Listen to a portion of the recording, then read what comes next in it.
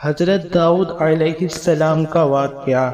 حضرت داؤد علیہ السلام کی عدالت میں ایک بعد دو شخص حاضر ہوئے اور اس میں سے پہلے شخص نے دوسرے شخص پر یہ الزام لگایا کہ اس کی ساری بکریاں رات میں میرے کھیتوں میں گھس گئیں اور ان بکریوں نے میرے پورے فصل کو کھا لیا۔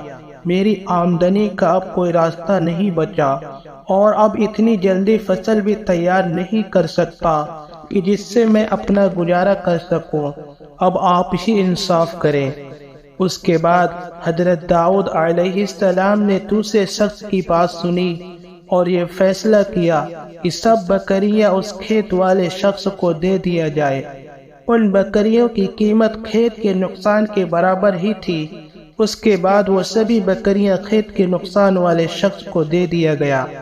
اس کے بعد اس میں سے دوسرا شخص جس کی بکریاں تھی وہ کافی مایوس ہو گیا، اور جب وہ دونوں وہاں سے جانے لگے تب ان کی ملاقات حضرت سلیمان علیہ السلام سے ہوئی، جس کے بعد وہ دونوں نے حضرت سلیمان علیہ السلام کو حضرت داؤد علیہ السلام کا فیصلہ بتایا، جس کے بعد حضرت سلیمان علیہ السلام نے کہا اس فیصلے سے بہتر ایک اور فیصلہ ہے، اگر تم چاہو تو میں تمہیں بتا سکتا ہوں۔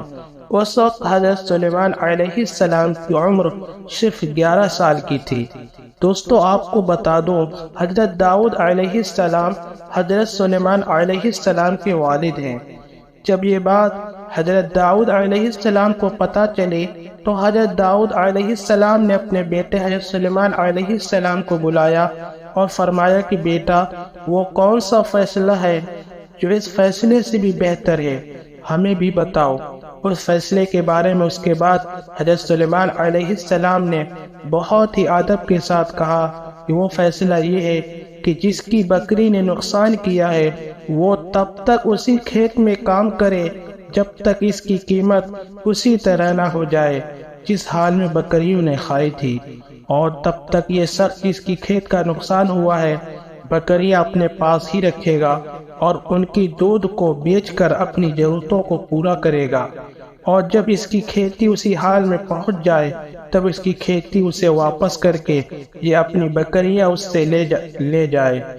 یہی فیصلہ بہتر ہوگا دونوں کے لیے۔ جب حضرت داؤد علیہ السلام نے یہ فیصلہ سنا تو آپ بھی مسکرائے اور بولے یہ بہتر فیصلہ ہے، اور آپ کو یہ فیصلہ کافی پسند آیا۔ تو دوستو حضرت داؤد علیہ السلام اور حضرت سلیمان علیہ السلام کے فیصلے بہت مشہور تھے۔ جب حضرت داؤد علیہ السلام نے حضرت سلیمان علیہ السلام کا فیصلہ سنا تو آپ نے دونوں فیصلوں کو سامنے رکھ کر حضرت سلیمان علیہ السلام کے فیصلے کو زیادہ پسند فرمایا، کیونکہ اس میں کسی کا بھی نقصان نہیں تھا۔ اگر سبھی بکریاں کھیت والوں کو دی جاتی تب دوسرا شخص جس کی بکریاں تھی وہ اپنی آمدنی کا ذریعہ کھو دیتا، جس کے بعد حضرت سلیمان علیہ السلام نے ایسا فیصلہ کیا جس سے بکریوں والا بھی خوش تھا اور کھیت والا بھی، جس کی فصل کا نقصان ہوا تھا، اور کچھ وقت کے بعد بکریاں اور کھیتی دونوں واپس ان کے پاس آ گئے جس کی وہ مالک تھے۔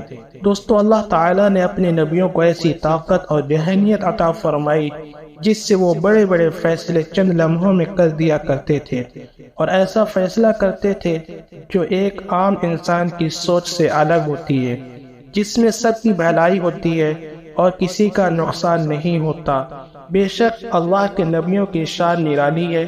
اللہ تعالیٰ اپنے نبیوں کو بے پناہ طاقت و قوتوں کے ساتھ دنیا میں بھیجا جس سے وہ انسانوں کو صحیح راہ دکھاتے اور برائی اور اچھائی میں فرق بتاتے۔